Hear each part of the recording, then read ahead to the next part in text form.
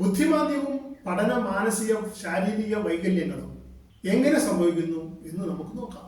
മനുഷ്യ മസ്തിഷ്കത്തിൽ സംഭവിക്കുന്ന ചില പ്രവർത്തനങ്ങളാണ് എല്ലാവിധ വൈകല്യങ്ങൾക്കും മാറാരോഗങ്ങൾക്കും കാരണം.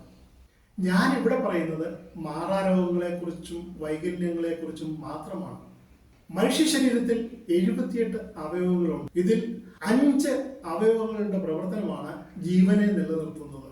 ഹാർട്ട് അഥവാ ഹൃദയം, ബ്രെയിൻ അഥവാ മസ്തിഷ്കം, കിഡ്നി, കരൾ, ശ്വാസകോശം എന്നിവയാണ് ആ 5 അവയവങ്ങൾ. ഈ 5 അവയവങ്ങളും കേന്ദ്രീയ നാഡീവ്യൂഹവുമായി ബന്ധപ്പെട്ടിരിക്കുന്നു എന്ന് മാത്രമല്ല, ഇത് തലച്ചോറിന്റെ നേരിട്ടുള്ള പ്രവർത്തനത്തിലും ആണ്. മസ്തിഷ്കത്തിന് സംഭവിക്കുന്ന തകരാറുകളിൽ പ്രധാനപ്പെട്ടവ 5 എണ്ണമാണ്. ഇതിൽ ഒന്നാമത്തേത് മസ്തിഷ്കത്തിലെ ഞരമ്പുകളിൽ രക്തം കട്ടപിടിക്കുക എന്നുള്ളതാണ്. ഇത് പലവിധത്തിലുള്ള പ്രതികൂല അവസ്ഥകൾ മുഖാന്തരം സംഭവിക്കുന്നു. രണ്ടാമത്തേത് മസ്തിഷ്ക കോശങ്ങളിലും ഞരമ്പുകളിലും നീർവീഴ്ച അഥവാ ഇൻഫ്ലമേഷൻ ഉണ്ടായി ആ പ്രദേശത്തെ സംവേദനം നഷ്ടപ്പെടുക എന്നുള്ളതാണ്. മൂന്നാമതായി അതിശക്തമായ പനി ബാധിച്ച് മസ്തിഷ്കത്തിൽ അണുബാധ അഥവാ സെപ്റ്റിസീമിയ ഉണ്ടായി ആ പ്രദേശത്തെ കോശങ്ങൾ നിർവീര്യമാകുന്നു അഥവാ മസ്തിഷ്ക കോശങ്ങൾക്ക് അണുബാധയേറ്റ് നാശം സംഭവിക്കുന്നു. നാലാമത്തെ കാരണം white matter development. White matter development എന്നാൽ മസ്തിഷ്കത്തിൽ കോശങ്ങൾ വികസിച്ച് ബ്രെയിൻ രൂപം പ്രാപിക്കുന്നതിന് പകരം അവിടെ വെളുത്ത ഒരുതരം പദാർത്ഥം രൂപം കൊള്ളുകയും അത് ബ്രെയിനിൽ സ്ഥാനം പിടിക്കുകയും ചെയ്യുന്നു. ഈ വെളുത്ത പദാർത്ഥത്തിന് യാതൊരു വിധമായ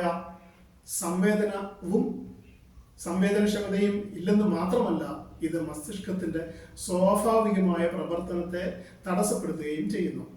ഇതിന്റെ പാരമ്യതയിൽ മറവി രോഗം പോലെയുള്ള മഹാരോഗങ്ങൾ ഉണ്ടാകുകയും ചെയ്യുന്നു.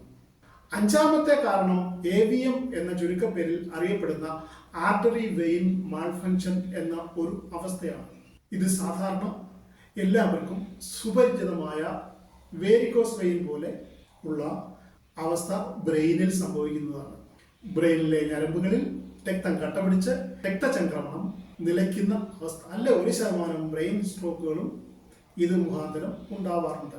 മുകളിൽ പറഞ്ഞ 5 അവസ്ഥകൾ കാരണമാണ് എല്ലാ മാറാരോഗങ്ങളുടെയും മറ്റ് ഒട്ടുമിക്ക വൈകല്യങ്ങളുടെയും കാരണം.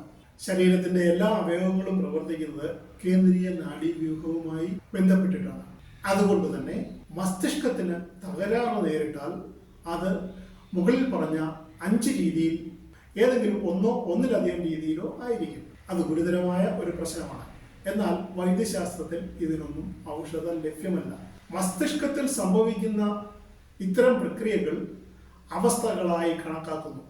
ഇത് രോഗങ്ങളുടെ നിർവചനത്തിൽ പെടുന്നില്ല. അതുകൊണ്ടാണ് ഇതിന് ഔഷധങ്ങൾ ഫലപ്രദമല്ല എന്ന് പറയുന്നത്. എന്നാൽ കായകൽപ്പയോഗ, നാദയോഗ എന്നീ യോഗവിദ്യകൾ മുഖാന്തരം മസ്തിഷ്കത്തിലെ ഏതവസ്ഥയെയും അലിയിപ്പിച്ച് കളയാനും മസ്തിഷ്കത്തിലെ കേടുവന്ന ഭാഗത്ത് കോശങ്ങൾ പുതിയത് സൃഷ്ടിക്കുവാനും കഴിയും.